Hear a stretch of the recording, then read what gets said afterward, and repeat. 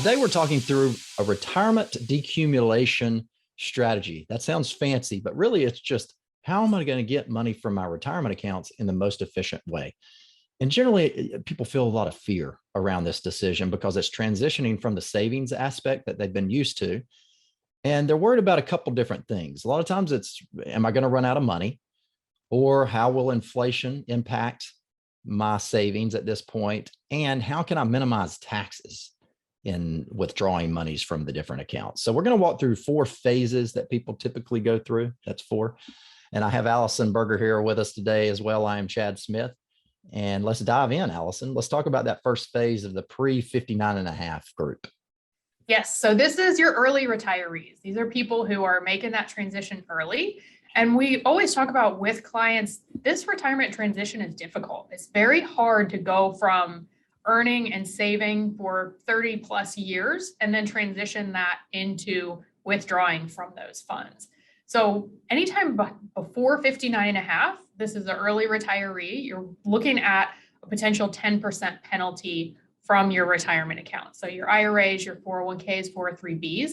So the big picture items that I want you to be aware of, if that's your goal to retire during that time frame, is to have a large taxable source of funds to pull from. So this might be a brokerage account, it might be cash at the bank. It's any kind of assets outside of a retirement plan. It might be money from an inheritance or a sale of a rental property or land that your family owned. But it's going to be really important to have that bucket that's not subject to penalty. Other thing to really consider at this point is you're going to be paying for your health insurance costs out of pocket, whether that be the ACA, maybe you have some employer subsidies that you're still able to take advantage of, or a COBRA plan. But this is a potentially long period where you're going to have to fund that cost for yourself. The other thing to think about, I like to think about these phases as walking down the stairs. And as you walk down the stairs, the risk of a fall decreases. Likely not going to have as bad of an injury if you fall on the last 1 or 2 steps, but if you fall at the top in this early retirement phase, if we have a bad bear market, stock market decline, it has the potential to be detrimental to your long-term financial plan. So what we really want to think about is making sure that you have a sufficient cash and bonds bucket to pull from to meet your income needs in the very near term over the next 5 to 10 years. Right. So diversifying your savings approach up to this early retirement point is very important in terms of accessing money without penalties. And then taking a look at your asset allocation, right? Those are the main points there to understand the risk that you're taking and how that could impact you for that elongated retirement, wonderful retirement period you're looking forward to.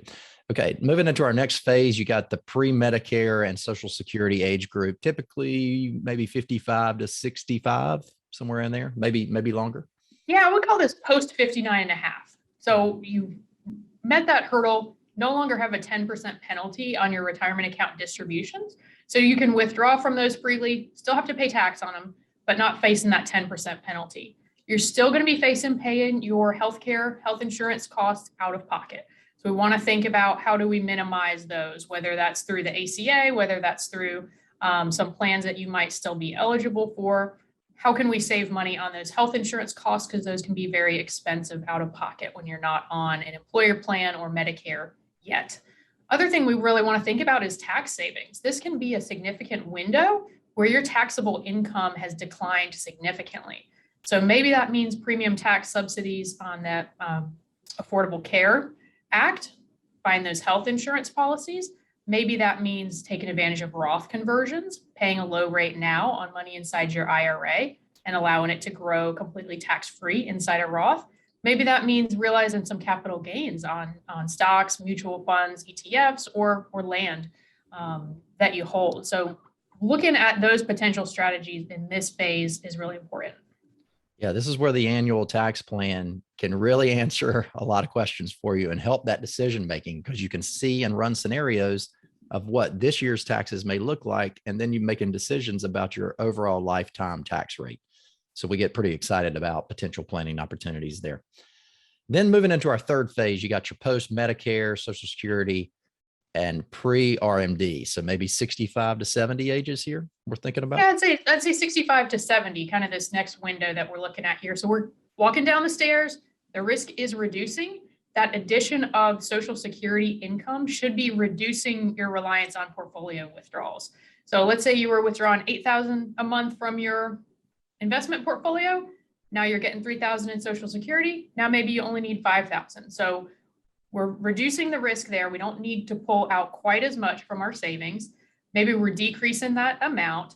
And then that might allow us to take a little bit more risk in those accounts again. So we wanted to really have a very healthy cash and bonds bucket in those earlier years. We might not need as much now, might be possible to take a little bit more risk in the investment accounts again, have a higher allocation to stock. So those are some things to think about when you're hitting that Social Security age and taking advantage of those. Yes. So some still have some opportunities there on the tax front, and thinking about that allocation and how that may change, but you might be transitioning a little bit in your thinking because you're moving into later phases of retirement. And that brings us to our post RMD age and beyond here, right? And thinking about maybe inheritances and some other things. Yeah, so I would say this is post 70 and a half to 72 and beyond. So at this point, you should be fully adjusted to being on Medicare, receiving a pension if you still have one, and receiving Social Security income. Some things you might want to consider are qualified charitable distributions from your IRAs. You can start these at age 70 and a half.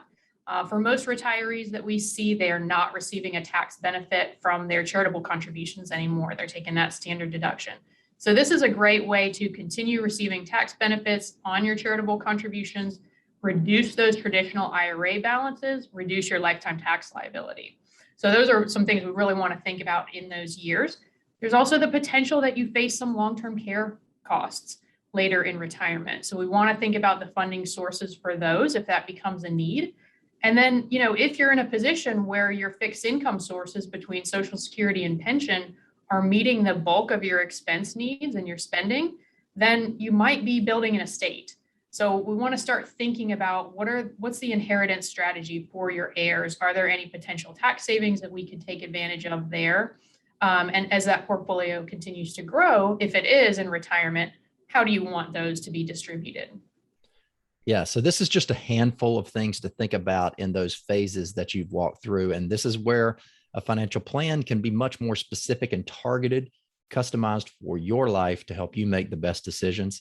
So if you haven't addressed that yet, we'd encourage you to reach out to a fee-only advisor near you, or at our firm, financialsymmetry.com. You can check out our many resources on our website and blog posts.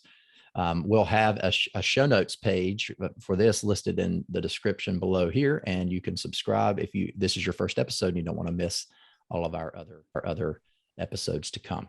Thanks for joining us today. We'll see you again in 2 weeks.